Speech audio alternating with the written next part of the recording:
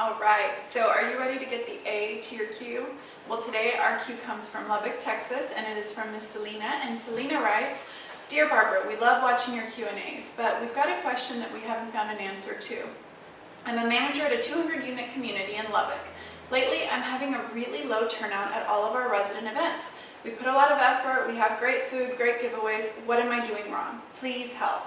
Signed, Selena. All right, Selena, well, this is a great question. There's a lot of people that when I visit a lot of other communities that are having problems with this very same thing, having a low turnout at events that they're putting a lot of time and money and effort into. So I think that I want to share with you something that's very simple. It really comes down to the 3 C's of a successful resident event. And that is that it needs to be 1, clear, 2, consistent, and 3, creative. Here's what I mean. You first have to be very clear. What is your event? When is it going to be? Where is it going to be held? What's it all about? Why do I want to go there?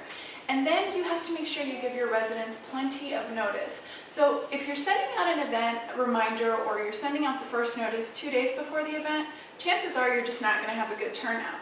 So what do? Well, if it's a big event and you know in advance, sending it out as early as a month in advance is great to do.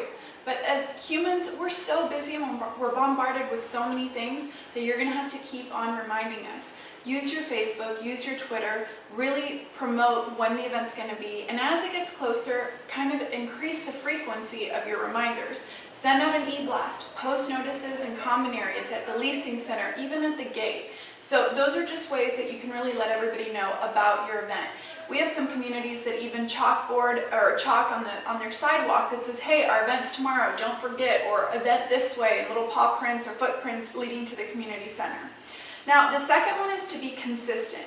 If your resident events are hit or miss at best, then it's something that your residents can't get behind. So if they don't know if this is what you're doing it 1 month and then you're not, again, it's not something that they're going to get excited about. So don't give up too easily.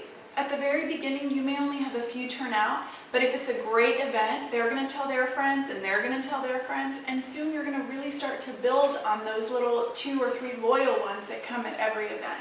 So that's the second one. So far, clear and then consistent.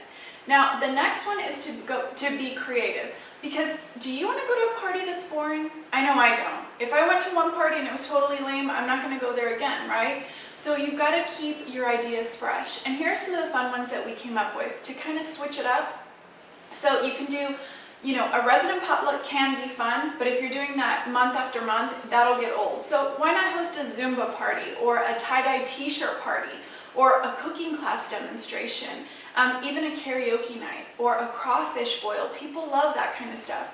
And one of the greatest ones that we saw recently that one of our managers came up with is a Mad Hatter's tea party. So you get the point. Just think outside the box and get a pulse of your community. What are your residents into? Can you bring it to life at your next community event?